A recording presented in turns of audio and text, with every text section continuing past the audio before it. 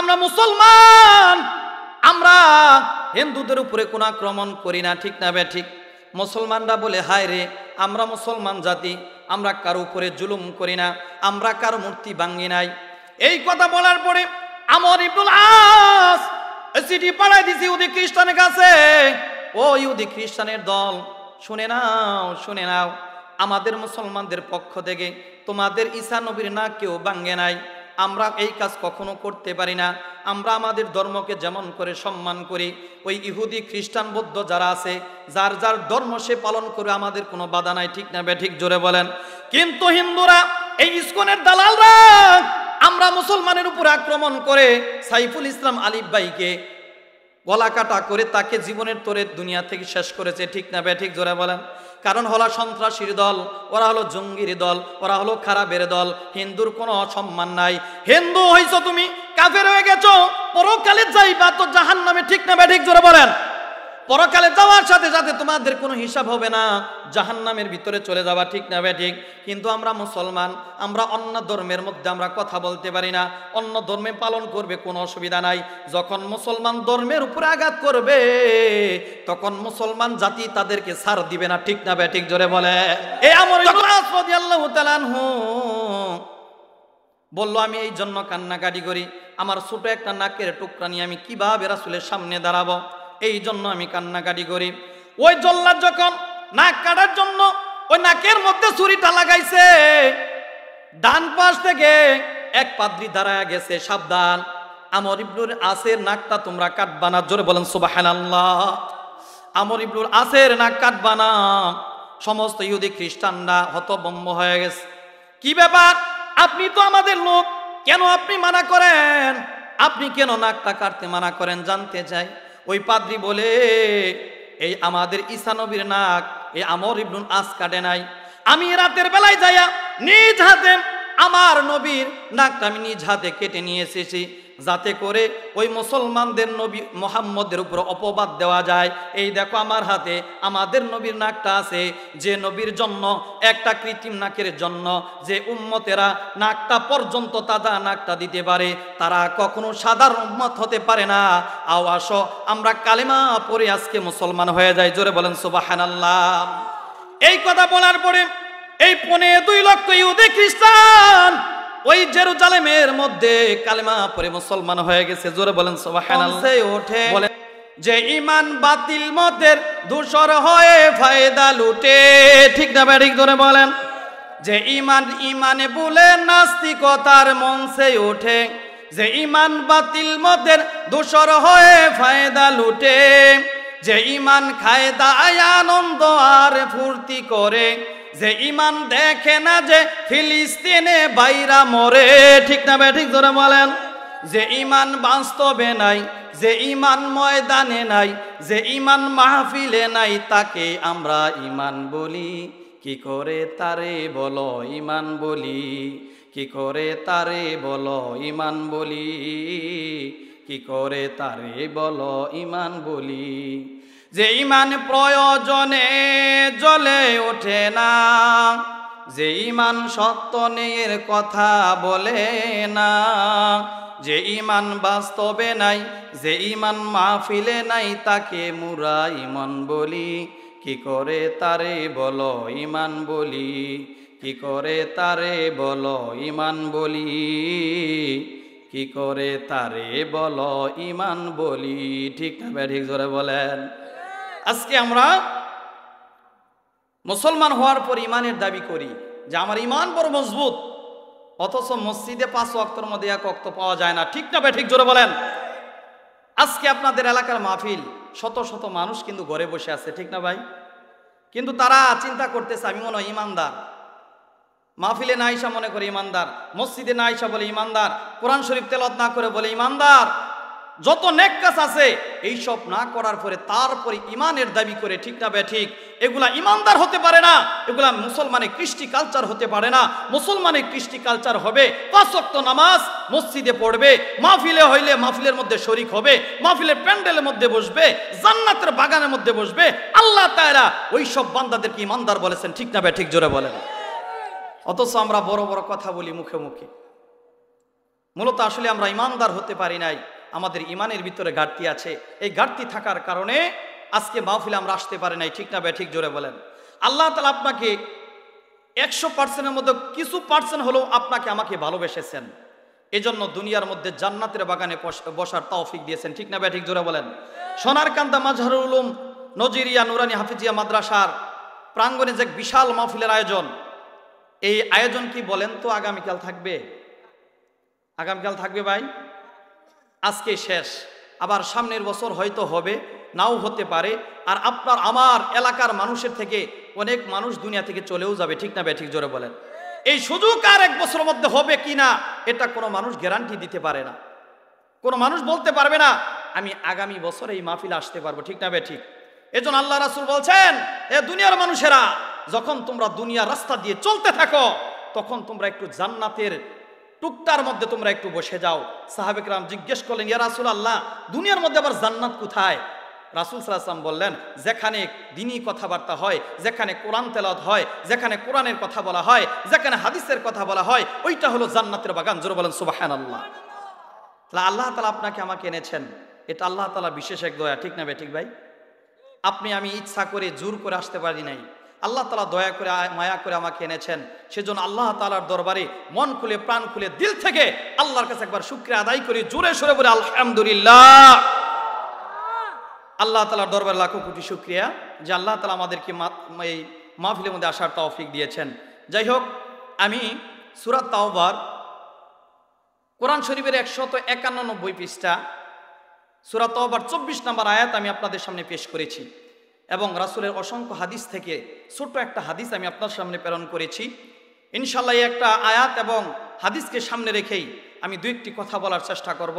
আল্লাহ তাআলা যাতে করে প্রত্যেকটা ভাইকে আমাকে সর্বপ্রথম আমলের নিয়তে বলার তৌফিক দান করেন, তারপর যারা আমার কথা শুনবেন আল্লাহ তাআলা প্রত্যেককে আমলের নিয়তে শোনার তৌফিক দান করে, সকল বলা আমিন। আসলে পৃথিবীতে সবচাইতে ইমানের মধ্যে সবচাইতে গুরুত্বপূর্ণ হলো মুসলমান হওয়ার পরে রাসূলকে মহব্বত করা, ঠিক না ঠিক। একটা মানুষের যদি অন্তরের মধ্যে রাসূলের ভালোবাসা না থাকে, রাসূলের মহব্বত না থাকে, রাসূলের প্রেম না থাকে, তাহলে ওই মানুষটা কখনো সেই ইমানদার পরিপূর্ণ দাবি করতে পারে না। এটা আল্লাহ তাআলা রাসূল হাদিসের মধ্যে বলছেন যে তোমরা ততক্ষণ পর্যন্ত ইমানদার হতে পারবে না যতক্ষণ পর্যন্ত তোমার সম্পদ থেকে, তোমার বাড়িঘর থেকে, তোমার স্ত্রী পুত্র থেকে, তোমার সন্তান থেকে, তোমার পিতামাতা থেকে, তোমার আত্মীয় স্বজন থেকে, এবং কি তোমার জীবনের থেকে যতক্ষণ পর্যন্ত আমি রাসূলের প্রতি তোমার ভালোবাসা বেশি না হবে ততক্ষণ পর্যন্ত তুমি পরিপূর্ণ ইমানদার হতে পারবে না। এটা কার কথা জোরে বলেন? রাসূলের কথা। কার কথা? রাসূলের কথা। এজন্য রাসূল সাল্লাল্লাহু আলাইহি ওয়াসাল্লাম হাদিসের মধ্যে বলছেন, লা ইউমিনু আহাদুকুম হাত্তা আকুনা হাব্বা ইলাইহি মিন ওয়ালিদিহি ওয়া ওয়ালাদিহি ওয়ান নাসি আজমাইন।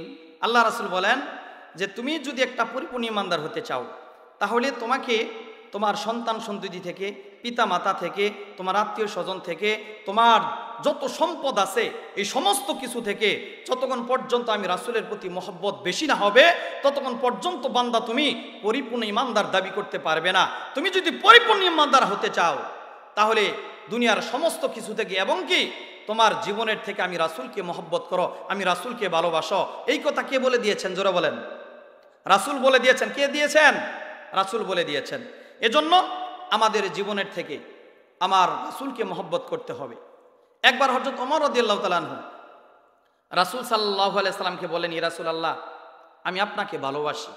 আর শরীয়তের মধ্যে এটাই নিয়ম, যদি কোনো মানুষকে মানুষ ভালোবাসে তাহলে এটা তাকে বলে দেওয়া যে আমি আপনাকে ভালোবাসি। আবার যেন এমন না হয় একটা যুবক একবার যুবতীকে বলে যে আমি তোমাকে ভালোবাসি। এরকম হইতেছে না ভাই? আমার আপনার এলাকার মধ্যে যুবক যুবতীরা দেদারসে প্রেম প্রীতি করতেছে, ডাইরেক্ট বলে ফেলতেছে আমি তোমাকে ভালোবাসি, ঠিক না? ঠিক। আপনি আবার ওয়াজ শোনার পরে এই চিন্তা করেন না যে শরীয়তের মধ্যে আছে যদি কোনো মানুষকে কেউ ভালোবাসে তাহলে তাকে বলে দেওয়া যে আমি আপনাকে ভালোবাসি।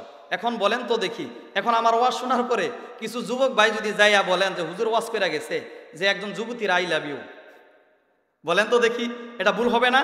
এটা হারাম। কারণ এই যুবক যুবতীকে নষ্ট করেছে একমাত্র মোবাইলে, ঠিক না? ঠিক জোরে বলেন। এই মোবাইলের কারণে আমাদের দেশটা ধ্বংস হয়ে গেছে।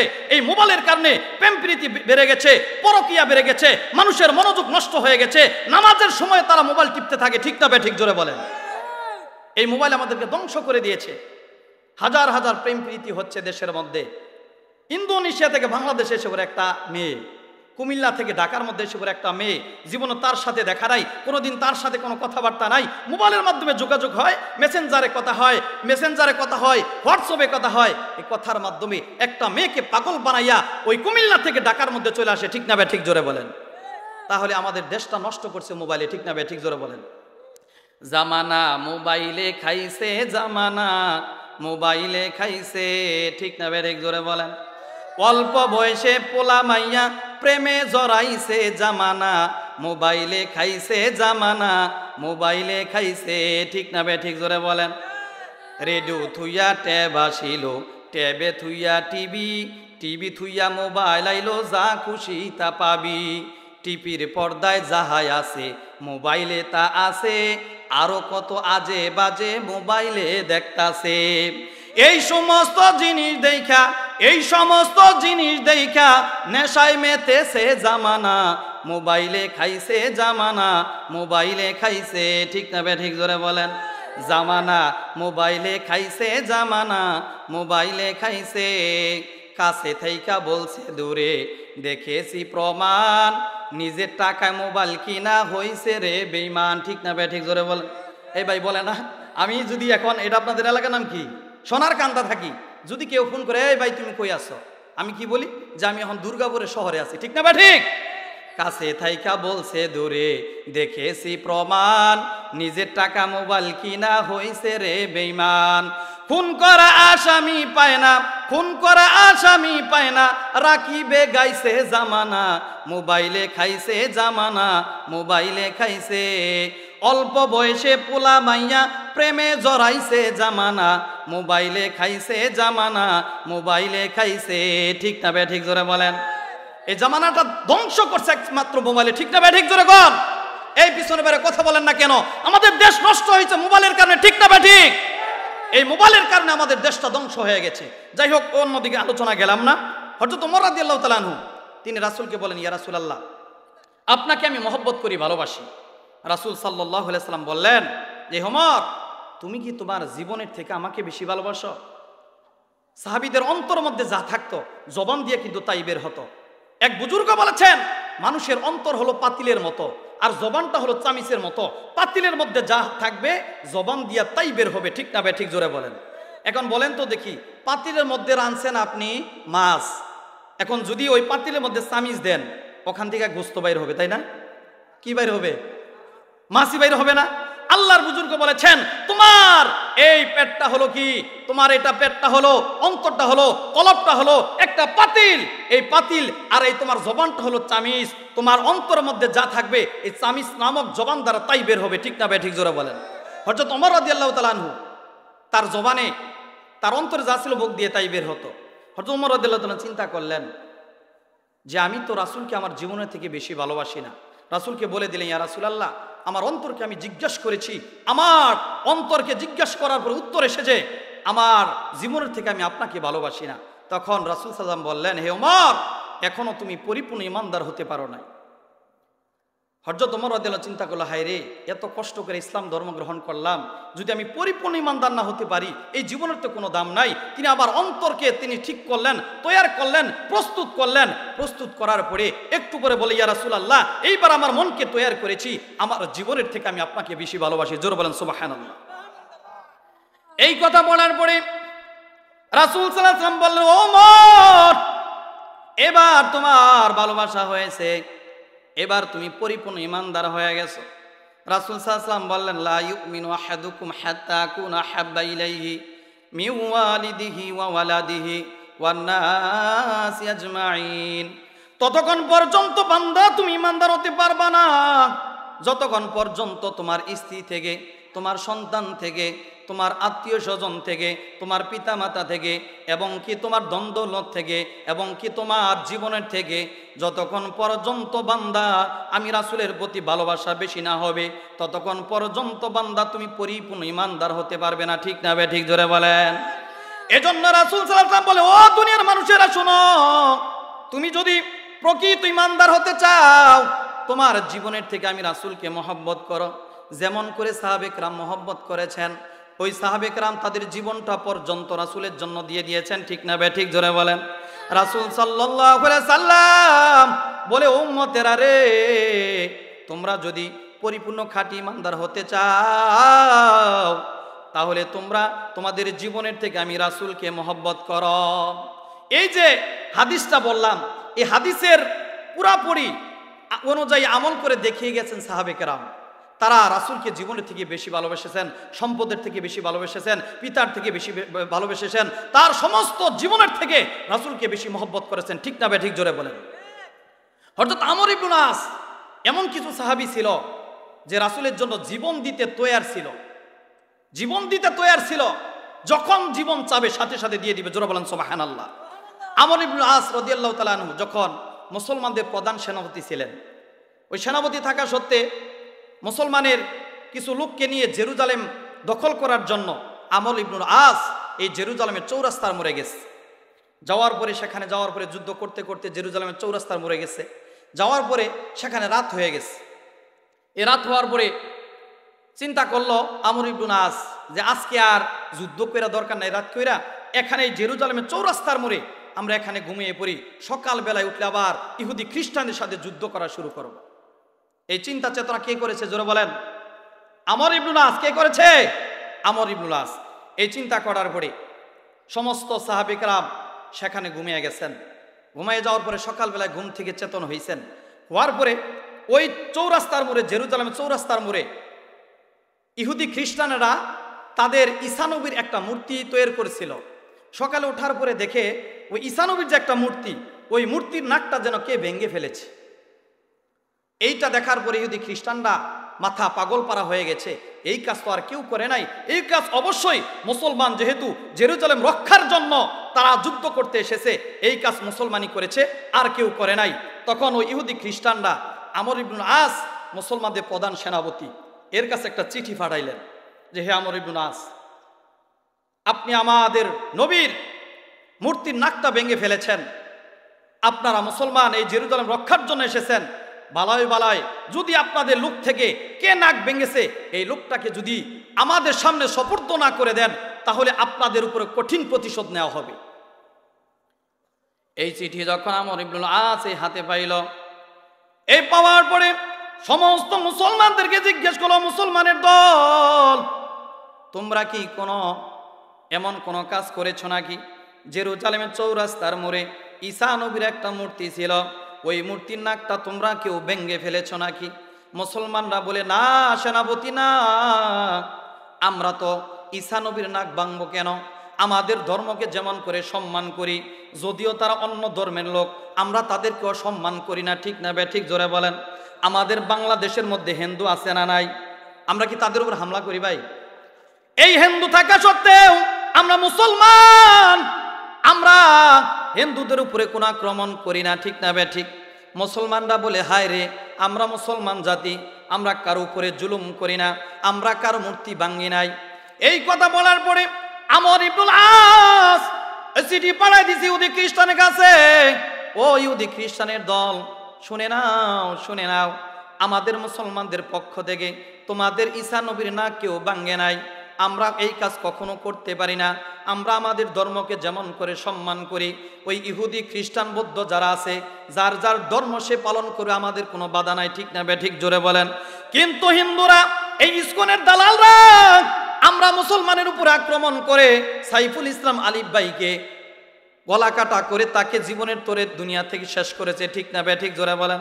কারণ হলো সন্ত্রাসীর দল, ওরা হলো জঙ্গির দল, ওরা হলো খারাপের দল, হিন্দুর কোনো সম্মান নাই। হিন্দু হইছো তুমি, কাফের হয়ে গেছো, পরকালে যাইবা তো জাহান্নামে, ঠিক না বে ঠিক? জোরে বলেন। পরকালে যাওয়ার সাথে সাথে তোমাদের কোনো হিসাব হবে না, জাহান্নামের ভিতরে চলে যাবা, ঠিক না বে ঠিক? কিন্তু আমরা মুসলমান, আমরা অন্য ধর্মের মধ্যে আমরা কথা বলতে পারি না, অন্য ধর্মে পালন করবে কোনো অসুবিধা নাই। যখন মুসলমান ধর্মের উপরে আঘাত করবে তখন মুসলমান জাতি তাদেরকে ছাড় দিবে না, ঠিক না বে ঠিক? জোরে বলে। তখন মুসলমান জাতি আমরা ছাড় দিব না। হিন্দুর দল তোমরা যতই পায়তারা করো না কেন, বাংলাদেশ থেকে মুসলমানকে তাড়ানোর জন্য আমাদের জীবন থাকতে আমরা মুসলমানের কোনো ক্ষতি হবে এটা আমরা চাই না। ঠিক না ঠিক জোরে বলেন। মুসলমানরা ইসকনেরা এখন আমাদের বিরুদ্ধে লেগে গেছে, লেগে কি আমাদের কিছু করতে পারবে ভাই? অসম্ভব। আমাদের সাথে আল্লাহ আছে। জোরে বলেন কে আছে? জোরে জোরে বলেন কে আছে? আল্লাহ তাআলা যাদের সাথে থাকে তাদের কোনো বিপদ নাই। আল্লাহ তাআলা সমস্ত বিপদ থেকে আমাদেরকে মুক্ত রাখবেন। যাই হোক, তাদেরকে এই কথা জিজ্ঞেস করছে, করার পরে বলতেছে যে আমরা তো এই কাজ করি নাই, আমরা অন্য ধর্মে কেন আমরা অ্যাটাক করব? এটা তো আমাদের কাজ না। যখন ইহুদি খ্রিস্টানের কাছে চিঠি দিছে, ভাই আমরা মুসলমান হয়ে এই কাজ করি নাই, ইহুদি খ্রিস্টানদের মাথা আরো গরম হয়ে গেছে। এই কাজ তো মুসলমান ছাড়া আর কে করবে? আমরা এখানে সমস্ত মানুষ ইহুদি খ্রিস্টান, আমরা কি আমাদের নবীর নাক ভাঙবো নাকি? আমরা তো এই কাজ করি নাই, তোমরাই করেছ। ওই ইহুদি খ্রিস্টানরা আবার আমর ইবনুল আসের কাছে আরেকটা চিঠি পাঠাইছে। ও আমর ইবনুল আস, ভালোই ভালোই যদি তুমি তোমার দলের থেকে যে নাক ভেঙেছে তাকে বের করে না দাও, তাহলে কিন্তু তোমাদের কঠিন শাস্তি দেওয়া হবে। আমর ইবনুল আস রাদিয়াল্লাহু তাআলা আনহু তিনি ইহুদি খ্রিস্টানদেরকে বললেন, ও ভাইরা, আপনারা মুসলমানদের উপরে কি নির্যাতন করবেন, কি শাস্তি দিবেন একটু বলে যান। ওই ইহুদি খ্রিস্টানরা বলে, ও মুসলমানের দল, আমি এমন এক কাজ করব যেমন করে আমাদের নবীকে অসম্মান করেছ। মুসলমানের নবী মুহাম্মদের একটা মূর্তি জেরুজালেমের চৌরাস্তার মোড়ে দাঁড় করাইয়া আমাদের ঈসা নবীর নাকটা যেমন করে ভেঙে নিয়েছ, তোমাদের মুহাম্মদের একটা মূর্তি বানাইয়া তোমাদের মুহাম্মদ নবীর নাকটা তেমন করে ভেঙে ফেলব। নাউজুবিল্লাহ জোরে বলেন। 150 কোটি মুসলমান থাকা সত্ত্বেও ওই ইহুদি খ্রিস্টানরা কিন্তু আমার আপনার নবীর ব্যঙ্গ ছবি তৈরি করেছিলেন। ঠিক না ভাই ঠিক জোরে বলেন। এই কথা শোনার পরে আমর ইবনুল আস চোখ দিয়ে দরদর করে পানি ফালাইয়া দিছে। ওই ইহুদি খ্রিস্টানের দল, সাবধান সাবধান, আমার নবী মুহাম্মদের মূর্তি তোমরা তৈয়ার করো না। তোমরা যে কোনো বিচার করবা আমরা মাথা পেতে নিতে রাজি আছি। তারপরে রাসূলের একটু ক্ষতি হয়, রাসূলের একটু অসম্মান হয়, এমন কোনো কাজ তোমরা কইরো না। জোরে বলেন সুবহানাল্লাহ। কেমন মহব্বত তারা করতেন সাহাবী কেরাম। ইহুদি খ্রিস্টানরা বলে, তাহলে তাড়াতাড়ি বের করে দাও, মুসলমানের দল থেকে কে আমাদের ঈসা নবীর নাকটা ভেঙে ফেলেছে। আমর ইবনুল আস রাদিয়াল্লাহু তাআলা আনহু বলে, আমাদের মুসলমানের পক্ষ থেকে কেউ করে নাই, তারপরও যদি আমাদের উপরে চাপায়া দাও, যদি তোমরা চাও আমরা মুসলমানের উপরে তোমরা প্রতিশোধ নিবা, তাহলে আমি আমর ইবনুল আস আমার তাজা নাকটা নবীর কৃত্রিম নাকের বিনিময়ে আমার তাজা নাকটা তোমাদের ঈসা নবীর নাকের বদলে দিয়ে দিব। জোরে বলেন সুবহানাল্লাহ। আসলে কি কাজ করেছে? ঈসা নবীর নাক কি মুসলমানরা ভাঙছে? তারপরেও চাপাচাপি করতেছে, যদি বের করে না দাও তাহলে তোমাদের নবীর একটা মূর্তি জেরুজালেমের চৌরাস্তার মোড়ে টানাইয়া তোমাদের নবীর নাকটা কেটে নিয়ে তোমাদের নবীকে অসম্মানী করবো। নাউজুবিল্লাহ জোরে বলেন। আমর ইবনুল আস বললেন যে তোমরা যদি নাক ভেঙে নাকের প্রতিশোধ নিতে চাও তাহলে আমি আমরের নাকটা নিয়ে যাও, তাজা নাকটা নিয়ে যাও, জেরুজালেমের চৌরাস্তার মোড়ে বিশাল বড় একটা প্যান্ডেল তৈরি করো, সেখানে হাজার হাজার ইহুদি খ্রিস্টানের সামনে আমার নাকটা তোমরা কেটে নিয়ে যাও। জোরে বলেন সুবহানাল্লাহ। কেমন ইমানদার তারা ছিল যে নবীর একটা কৃত্রিম নাক ভাঙবে, একটা মূর্তির নাক ভাঙবে, এর কারণে আমর ইবনুল আস তার তাজা নাকটা দিতে চায়। জোরে জোরে বলেন সুবহানাল্লাহ।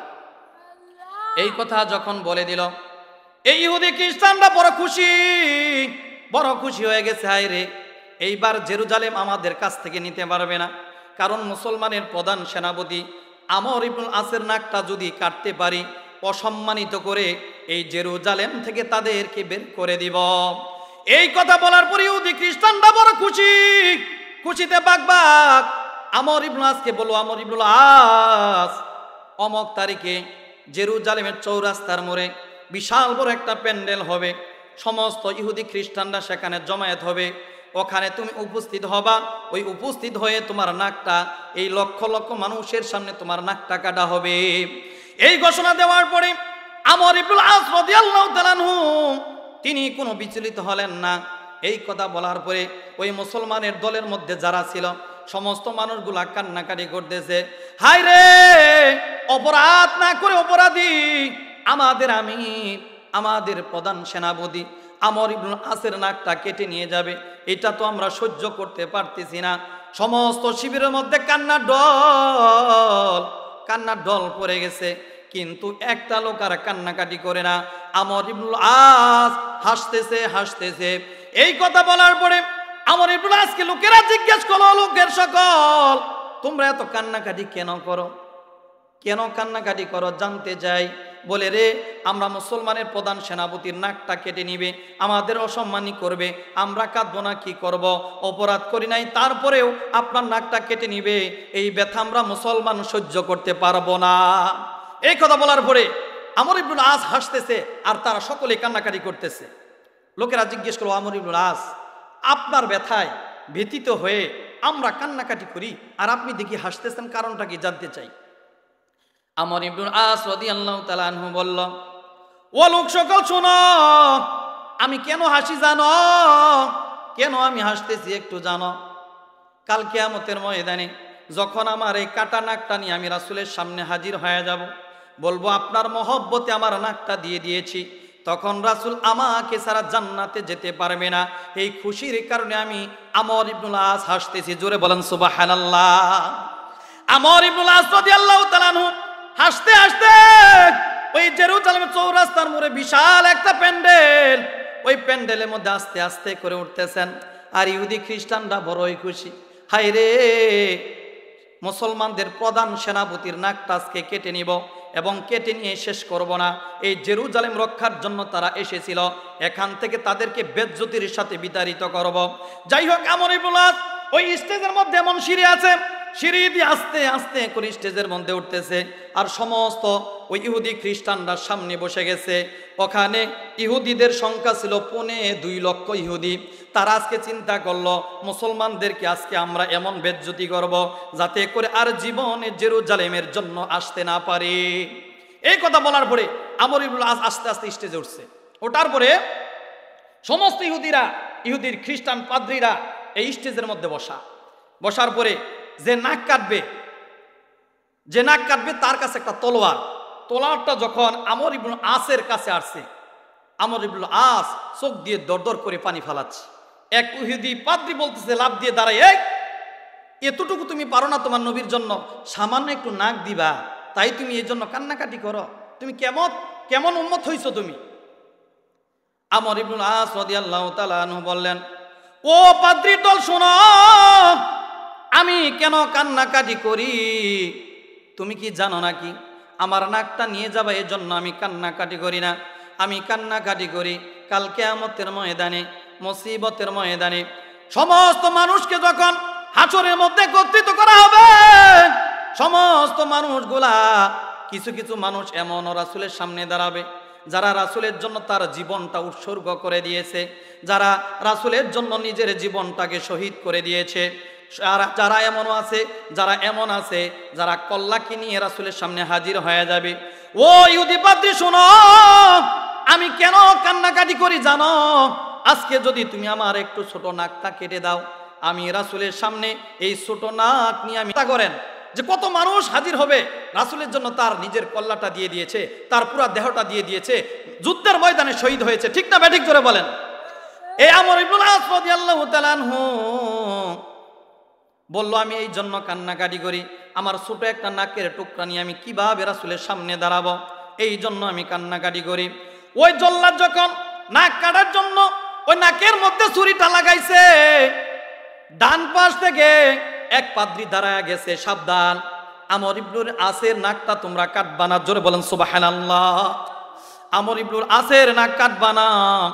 সমস্ত ইহুদি খ্রিস্টানরা হতভম্ব হয়ে গেছে, কি ব্যাপার, আপনি তো আমাদের লোক, কেন আপনি মানা করেন, আপনি কেন নাকটা কাটতে মানা করেন জানতে চাই।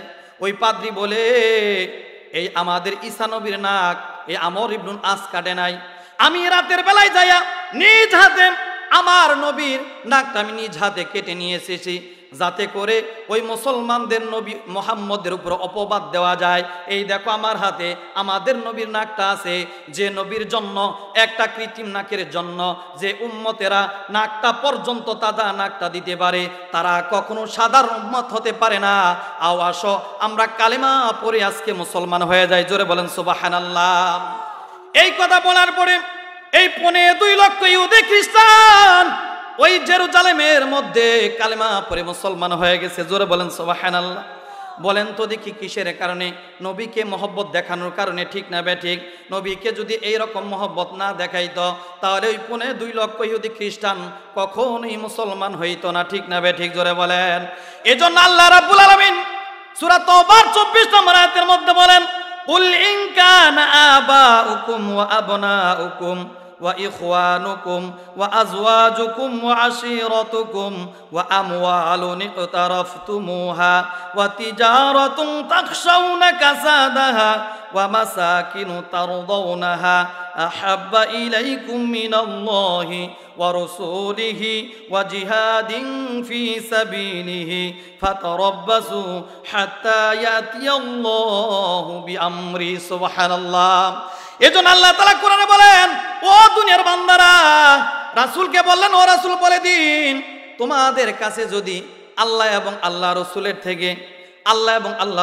থেকে আল্লাহর পথে জিহাদ করা অপেক্ষা অধিক প্রিয় হয় তোমাদের পিতা, তোমাদের সন্তান সন্ততি, তোমাদের ভাই বোন, তোমাদের আত্মীয় স্বজন, তোমাদের স্বগোষ্ঠীর মানুষ, তোমাদের অর্জিত সম্পদ, তোমাদের ব্যবসা বাণিজ্য, যা তোমরা লস করার তোমরা চিন্তা করো, তোমাদের কাছে যদি এগুলা তোমাদের কাছে আল্লাহ এবং রাসূলের থেকে প্রিয় হয়ে যায়, ও দুনিয়ার বান্দারা, তোমরা শাস্তির অপেক্ষা করো। আল্লাহ তাআলা ফাসিক সম্প্রদায়কে কখনো ছাড় দেয় না, ঠিক না বেঠিক? জোরে বলেন। এজন্য আল্লাহ তাআলা বলেন, তোমরা যদি পরিপূর্ণ ঈমানদার হতে চাও তাহলে তোমার জীবনের থেকে রাসূলকে মহব্বত করো, রাসূলকে ভালোবাসো। যে রাসূল তোমার জন্য সারাটা জীবন বিসর্জন দিয়ে গেছেন, আরামের ঘুমটা হারাম করে দিয়েছেন, সেই রাসূলকে তোমার জীবনের থেকে বেশি ভালোবাসো, ঠিক না বেঠিক? জোরে বলেন। কাকে বেশি ভালোবাসতে হবে ভাই? রাসূলকে বেশি ভালোবাসতে হবে, মহব্বত করতে হবে। আমার জীবনের থেকে রাসূলকে বেশি ভালোবাসতে হবে, না হলে আমি পরিপূর্ণ ঈমানদার হতে পারবো না, ঠিক না বেঠিক? জোরে বলেন।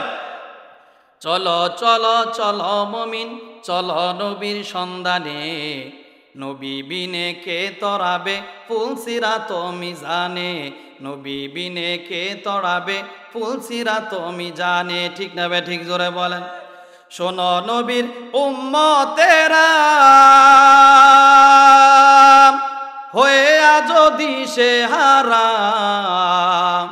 কুরআন হাদিস ছেড়ে চলো যখন যাহা চাই মনে, নবী বিনে কে তরাবে ফুলসিরাত মিজানে, নবী বিনে কে তরাবে ফুলসিরাত মিজানে, ঠিক না বেঠিক? জোরে বলেন।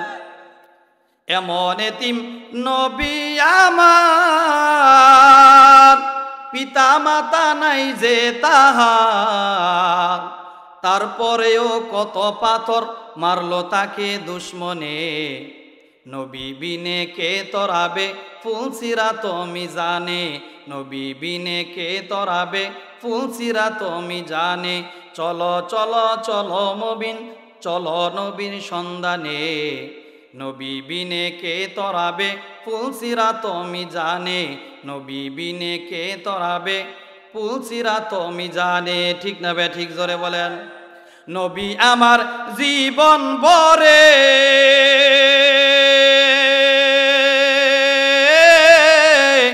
দিনের লাগি কষ্ট করে, দান দান শহীদ করিলেন উহুদেরই ময়দানে, নবী বিনে কে তরাবে ফুলসিরাত মিজানে, নবী বিনে কে তরাবে ফুলসিরাত মিজানে। চলো চলো চলো মুমিন, চলো নবীর সন্ধানে, নবী বিনে কে তরাবে ফুলসিরাত মিজানে, নবী বিনে কে তরাবে ফুলসিরাত মিজানে, ঠিক না বেঠিক? জোরে বলেন। নবী ছাড়া তরানো কেউ আছে? তাহলে আপনাকে আমাকে জীবনের থেকে কাকে বেশি ভালোবাসতে হবে? জোরে বলেন। রাসূলকে বেশি ভালোবাসতে হবে, রাসূলকে মহব্বত করতে হবে, তাহলে আমি পরিপূর্ণ ঈমানদার হতে পারবো, ঠিক না বেঠিক? জোরে বলেন। এজন্য আল্লাহ রাসূল বলেন, ও দুনিয়ার মানুষেরা, তোমরা যদি আমাকে মহব্বত করতে চাও, আমাকে ভালোবাসতে চাও, তাহলে তোমরা আমার নবী আদর্শকে তোমরা মহব্বত করো, আমি নবীর সুন্নতকে তোমরা ভালোবাসো, যেমন করে সাহাবী কেরাম আমার আদর্শকে ভালোবেসেছে, ঠিক না বেঠিক? জোরে বলেন।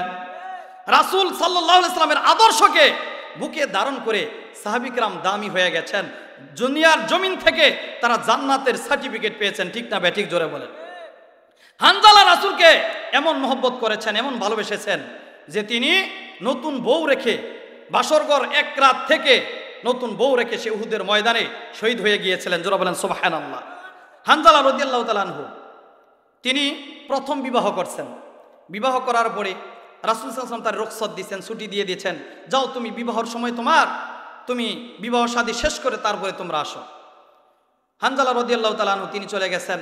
বিবাহ করার পরে এক রাত্রি বউয়ের সাথে থাকার পরে সকালবেলা যখন শরীরকে পবিত্র করার জন্য গোসলের কাছে গেছে, তখন ওই মদিনার জমিন দিয়ে, মদিনার রাস্তা দিয়ে কে যেন বলে যাচ্ছে, কুতিলা মুহাম্মদ, কুতিলা মুহাম্মদ, মুহাম্মদকে কে যেন হত্যা করে ফেলেছে, শহীদ করে ফেলেছে।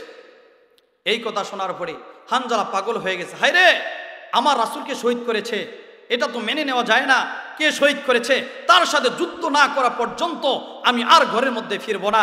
তিনি গোসল করলেন না, গোসল করা বাদ দিয়ে দৌড় দিয়ে তার ঘরের মধ্যে চলে গেছে। জোরা বলেন সুবহানাল্লাহ। এই ঘরের মধ্যে যাওয়ার পর তার একটা তলোয়ার ছিল, তলোয়ারটা নিয়ে দৌড় দিয়েছে উহুদের ময়দানের দিকে। এই নতুন বিবি তার হাতটা ধরছে, ও প্রাণের স্বামী, কোথায় যান, কোথায় যান? হানজালা রাদিয়াল্লাহু তাআলা আনহু বলে, ও প্রাণের বিবি, তুমি কি শোনো নাই এই মদিনার জমিন দিয়ে কে যেন বলে যায়, কুতিলা মুহাম্মদ, আমার নবীকে হত্যা করে ফেলেছে, আমার নবীকে শহীদ করে ফেলেছে, তুমি কি এই কথা শোনো নাই? ওই বিবি বলে, ও প্রাণের স্বামী, রাসূল তো আপনাকে রুখসত দিয়েছে, আপনাকে বিবাহের জন্য ছুটি দিয়ে দিয়েছে, তারপরেও কেন তলোয়ারটা নিয়ে উহুদের ময়দানের দিকে দৌড় দিচ্ছেন? ও হানজালা বলে, ও প্রাণের বিবিরে, রাসূল যদি দুনিয়ার জমিনে বেঁচে না থাকে, আমার এই জীবন দিয়ে আমি কি করব? আমার জীবন দিয়ে আমি কি করব? আমার জীবন আমি রাখতে চাই না। আমার রাসূলকে যে শহীদ করেছে তার কল্লা যতক্ষণ পর্যন্ত আমি হানজালা না ফালাইতে পারবো, ততক্ষণ পর্যন্ত আমার মাথা ঠিক হবে না। জোরে বলেন সুবহানাল্লাহ। এই কথা বলার পরে বিবি বলে, ও আমার প্রাণের স্বামী, একটা রাত শুধু আমার সাথে রইছেন, আপনার থেকে আমার অন্তরের মধ্যে রাসূলের প্রতি মহব্বত কম না, আপনার থেকে মহব্বত আমি বিবির প্রতি, বিবির অন্তরের মধ্যে আপনার থেকে আমার ভালোবাসা বেশি, আমিও আমার পক্ষ থেকে আমি আপনাকে ছুটি দিয়ে দিলাম। জোরে বলেন সুবহানাল্লাহ। আর এখনকার স্ত্রীরা দিত নাকি? একটু যদি মারামারি হয়, আন্দোলনে যদি যাই আমরা হুজুররা, আর বিবিরা তার স্বামীদেরকে ঘর থেকে উঠানের মধ্যে বাইর হতে দেয় না, ঠিক না বেঠিক? জোরে বলেন। এই তোমার যাওয়ার দরকার নাই, আন্দোলনে যাওয়া তোমার দরকার কি, হুজুরা করুক, ঠিক না বেঠিক? এমন করে না? কিন্তু হানজালার বিবি বলতেছে, রাসূল যেহেতু রুখসত দিয়েছে, ছুটি দিয়েছে, আমিও আমার পক্ষ থেকে আপনাকে আমি ছুটি দিয়ে দিলাম। জোরে বলেন সুবহানাল্লাহ। এই কথা বলার পরে হানজালা বলতেছে, তাহলে তাড়াতাড়ি আমাকে ছেড়ে দাও। বিবি বলে, আমি আপনার পক্ষ থেকে ছুটি দিলাম, কিন্তু আপনার কাছে একটা রিকোয়েস্ট, সেই রিকোয়েস্টটা হলো, আপনার শরীরটা যেহেতু নাপাক, এই যে পানি এখানে দেওয়া আছে, একটু আপনার শরীরের মধ্যে পানি লাগিয়ে যান, পবিত্র হয়ে তারপরে যুদ্ধের ময়দানে যান। এই কথা বলার পরে হানজালা রাদিয়াল্লাহু তাআলা আনহু চোখের পানি ছেড়ে দিছে। ও প্রাণের বিবি, কার জন্য গোসল করব, কার জন্য আমি পবিত্র হব? যে রাসূল দুনিয়ার মধ্যে নাই, যদি রাসূল দুনিয়ার মধ্যে না থাকে, তাহলে আমার গোসল দিয়ে কি হবে? না না না, আমি গোসল করতে চাই না, তাড়াতাড়ি আমাকে ছেড়ে দাও।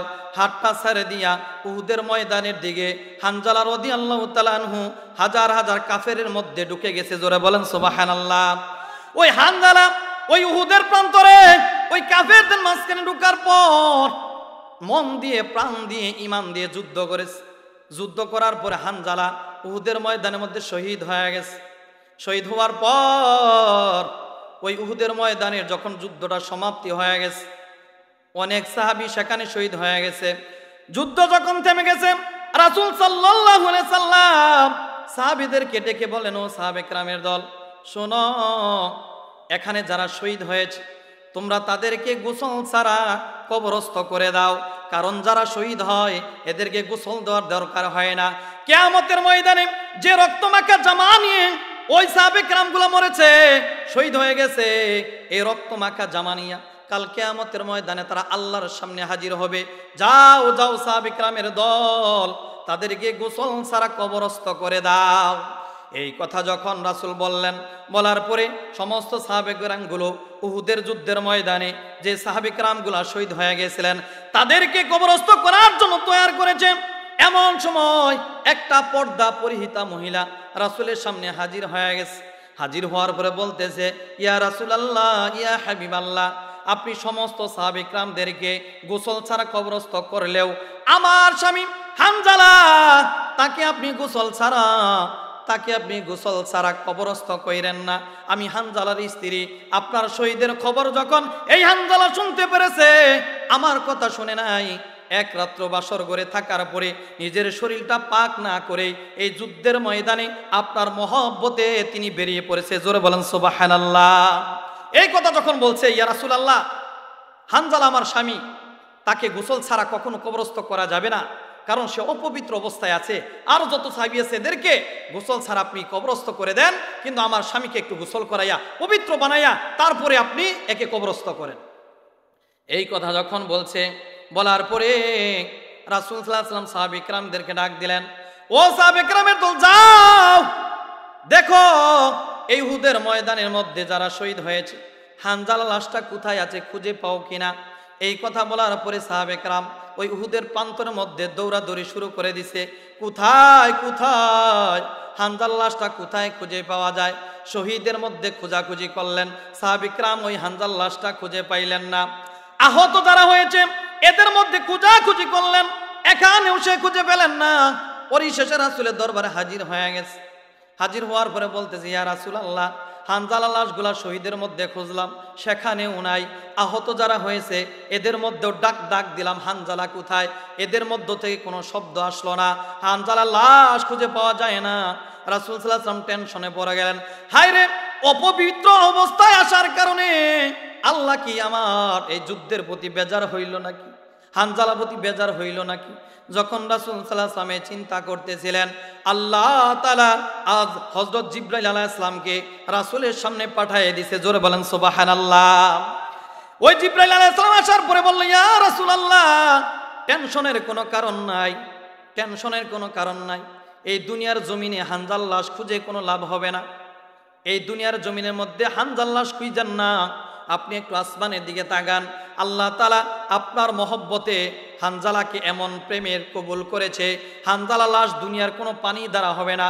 একটু আসমানের দিকে তাকান, আল্লাহ তাআলা জান্নাতের পানি দ্বারা, ফেরেশতাদের দ্বারা আল্লাহ রাব্বুল আলামিন হানজালা লাশটাকে গোসল দিতেছেন। জোরে বলেন সুবহানাল্লাহ।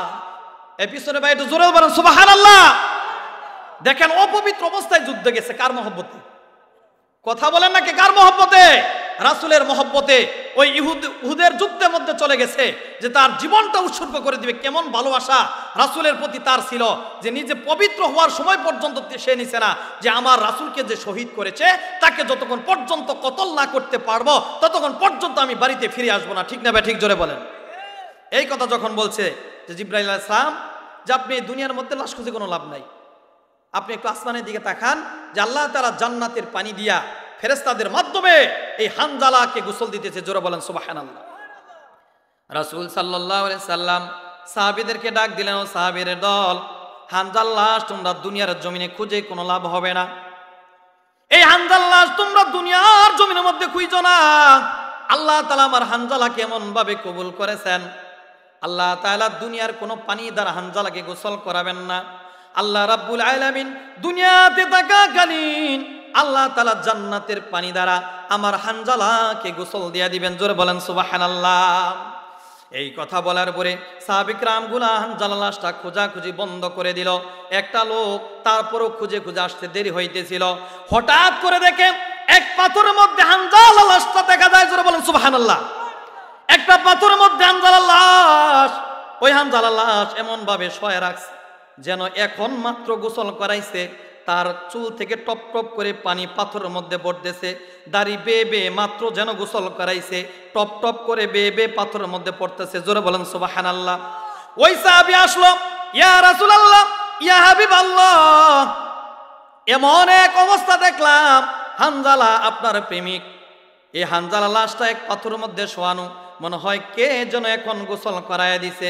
রাসূল বলে, ও সাহাবে কেরামের দল, এটা দুনিয়ার কোনো মানুষ গোসল করায় নাই, এইটা আমার প্রতি ভালোবাসা দেখানোর কারণে আল্লাহ তাআলা দুনিয়াতে থাকাকালীন জান্নাতের পানি দ্বারা ফেরেশতাদের মাধ্যমে গোসল করায় দিছে। জোরে বলেন সুবহানাল্লাহ। ও বলেন তো দেখি ভাইরা আমার, এই সম্মান কেন পাইল?